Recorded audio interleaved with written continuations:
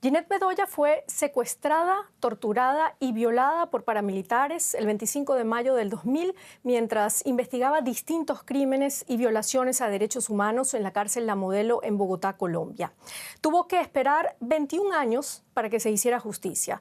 La Corte Interamericana de Derechos Humanos condenó este 18 de octubre al Estado colombiano por violaciones a los derechos de Ginette Bedoya y le ordenó medidas de reparación y promoción de proyectos para evitar la violencia sexual. La Corte culpó al Estado de haber sido no solo incapaz de evitar su secuestro, sino también lento y negligente en la investigación y condena penal del caso. Sobre esta histórica sentencia hablamos ahora con Ginette Bedoya, periodista, subdirectora del periódico más importante de Colombia, El Tiempo, directora de la organización No es hora de callar, que ayuda a mujeres víctimas de abuso sexual en todo el país, y líder mundial de la causa por el derecho de las mujeres a ejercer el periodismo libremente y a vivir de manera digna. Ginette, gracias por acompañarnos. Gracias a ustedes por esta invitación en un momento tan especial para Colombia y para América Latina con esta sentencia. Claro que sí. Bueno, antes de comenzar, déjame felicitarte por esa victoria tras 2 décadas de lucha constante en medio de tanto sufrimiento. ¿Qué representa para ti y para las mujeres de Colombia este fallo contra el Estado colombiano? Como lo has mencionado, es un fallo histórico porque por primera vez el Estado colombiano es condenado por los crímenes de violencia sexual. Creo que siempre la violencia sexual ocurrida en el marco del conflicto armado había sido invisibilizada, había sido negada y no se le había dado las proporciones suficientes que tiene. Entonces, la sentencia lo que logra es reivindicar no solamente los derechos de Ginette Bedoya, como quien interpone la demanda y hace todo este proceso de justicia por ser víctima, sino para todas las mujeres que han tenido que verse afectadas por este delito y sobre todo por las mujeres periodistas que le dedican su vida a informar y que lamentablemente terminan siendo víctimas de violencia, estigmatizadas, perseguidas, censuradas por el simple hecho de ser mujeres y de ejercer el periodismo. Así que la sentencia para mí es una reivindicación y hoy más que nunca amo esa palabra, reivindicar, y es lo que me deja el fallo de la Corte Interamericana. Ginette, tú lo has dicho varias veces y yo me imagino que es así, es duro para ti hablar de esto, pero me gustaría que nos contaras tu historia, especialmente para esas personas de América Latina que nos ven y que quizás no conocen tu caso. ¿Qué fue lo que ocurrió ese 25 de mayo del 2000? Sin entrar en detalles, porque esto para mí es muy doloroso y creo que ya lo he contado muchísimas veces. Yo soy una periodista colombiana que lleva más de 25 años ejerciendo el periodismo. La mañana del 25 de mayo del 2000 me dirigí a una cárcel, la cárcel más peligrosa de Colombia, que queda ubicada aquí en Bogotá, a realizarle una entrevista a un jefe paramilitar en medio de unos actos violentos que se habían presentado en la cárcel. Y cuando llegué a hacer la entrevista fui secuestrada en la puerta del penal. Luego me sacaron de la ciudad y durante muchísimas horas fui torturada de todas las formas y finalmente violada masivamente. Eso fue lo que ocurrió ese día. Los expedientes aseguran, Ginette, que más de 20 hombres estuvieron involucrados en esos crímenes contra ti. Solo 3 han sido judicializados. ¿Se ha determinado la autoría intelectual de los hechos? Ese es el gran vacío que tiene todo este proceso y que digamos que es lo que queda faltando para encontrar una justicia absoluta, y es que se judicialice a las personas que estuvieron detrás del secuestro y que la ordenaron. Lamentablemente, lo que se ha logrado establecer y está consignado en el proceso judicial es que son agentes del Estado quienes ordenaron el secuestro y quienes ordenaron perpetrar todas las acciones criminales que se cometieron en mi contra.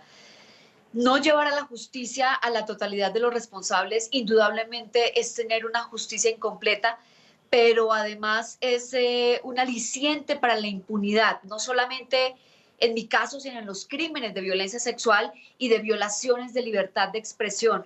Así que creo que ahora la responsabilidad del Estado colombiano es por fin hacer una investigación que pueda terminar con todo este capítulo y entregarle la verdad sobre lo que ocurrió al país y a las mujeres que han sido afectadas por este tipo de violencia.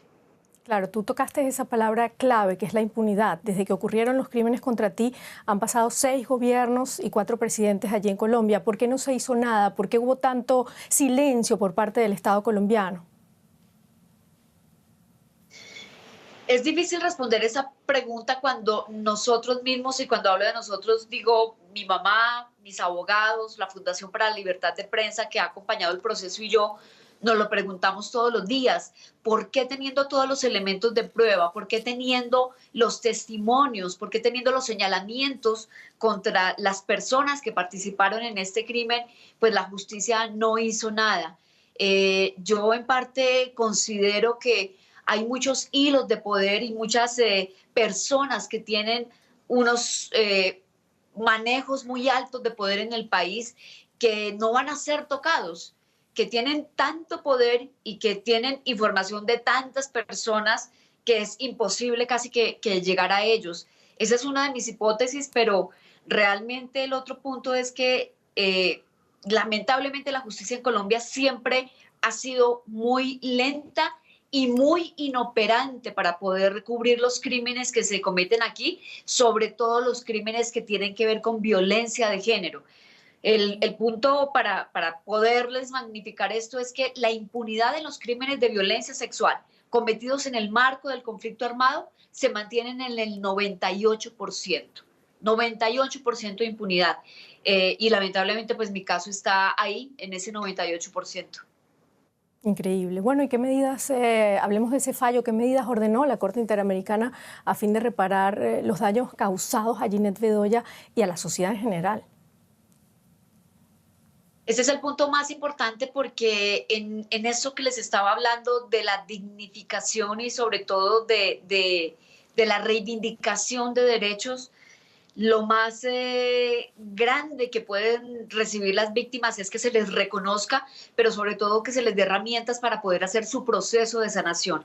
Mi gran sueño siempre era tener un centro de apoyo para mujeres víctimas de violencia sexual, pero también mujeres periodistas que no pueden ejercer el periodismo libremente porque son perseguidas o porque son censuradas. Y el logro más importante tal vez es que la Corte ordena que se cree el Centro de Memoria No es Hora de Callar, un centro dedicado a la reparación de las víctimas de violencia sexual, pero también un espacio para que las mujeres periodistas tengan la oportunidad de hacer sus trabajos, de documentar sus trabajos y de poder publicar sus trabajos. Esto indudablemente marca un hito no solamente en la historia de la Corte Interamericana, sino a nivel mundial, porque será el primer centro de memoria dedicado exclusivamente a la violencia sexual. Y yo creo que Alemania lo sabe perfectamente porque los memoriales, y no solamente Alemania, sino Europa en general, tiene unos memoriales específicos que salieron después de todos los crímenes y de toda la barbarie cometida en el marco de la Segunda Guerra Mundial y lo que fue todo el Holocausto. Y en ninguno de estos memoriales hay un espacio específico para hablar de la violencia sexual y que Colombia lo tenga y además tenga que levantarlo en honor de tantas víctimas, creo que es un antes y un después para las víctimas en Colombia, pero también es un punto de referencia a nivel mundial sobre cómo tenemos que alimentar y perpetuar la memoria para no volver a repetir por lo que hemos pasado. Así es, eso es lo más importante. ¿Qué ha respondido el Estado al respecto? ¿Crees que el Estado colombiano cumpla con esas exigencias de la Corte? Inmediatamente se conoció el fallo de la Corte. El presidente Iván Duque hizo un pronunciamiento a través de sus redes sociales, a través de 2 trinos, diciendo que acataba a plenitud la sentencia y que además celebraba que la Corte hubiera fijado una de las reparaciones en la creación de este centro de memoria. Pues yo creo que ese es un paso importante para decir que sí va a hacerlo, que sí va a responder como gobierno y que se va a poner en marcha esta reparación.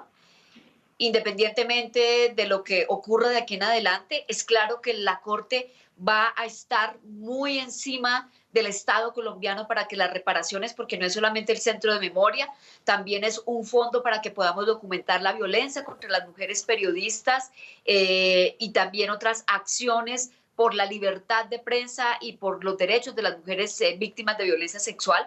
Entonces, yo creo que es un compromiso internacional que él adquirió y espero que se cumpla y que el gobierno en su totalidad se ponga manos a la obra para trabajar por eso. Y mi invitación al señor presidente es, por favor, apenas termine esta agenda, que sé que en estos días ha sido un poco complicada, busquemos el espacio para sentarnos y hablar cómo vamos a construir conjuntamente esta reparación, no solo para Ginette Bedoya, sino para miles de mujeres y de niñas en Colombia.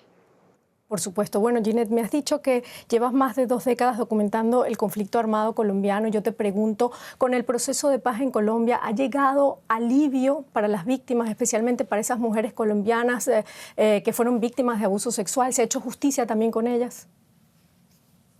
No, esa es la gran deuda que tiene en parte la Jurisdicción Especial para la Paz, el organismo de justicia creado en el marco de la negociación de paz con la guerrilla de las FARC, y es que hasta el momento no se ha abierto un caso específico sobre violencia sexual.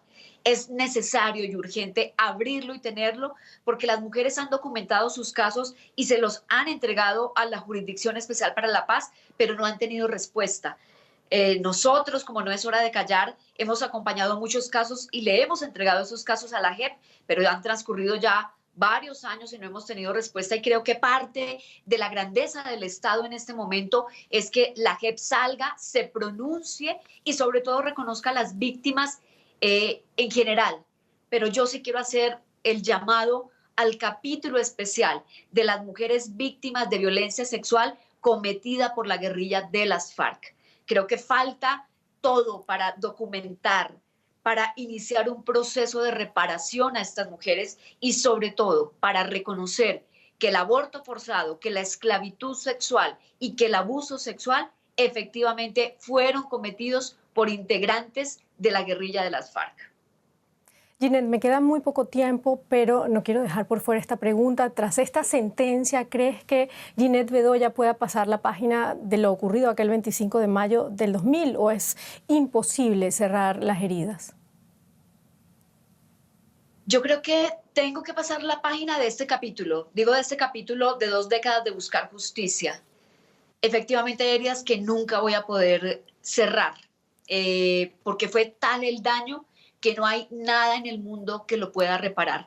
Pero soy consciente de que tengo que seguir con mi vida y que me merezco además seguir con mi vida y tener un momento de felicidad después de tanto dolor. Claro que sí, estoy segura que lo vas a lograr, Ginette Bedoya. Muchísimas gracias por esta entrevista desde Bogotá, Colombia. A ustedes gracias siempre por acompañar este caso y seguro que seguiremos haciendo cosas muy grandes por las mujeres de este país y de América Latina. Seguro que sí.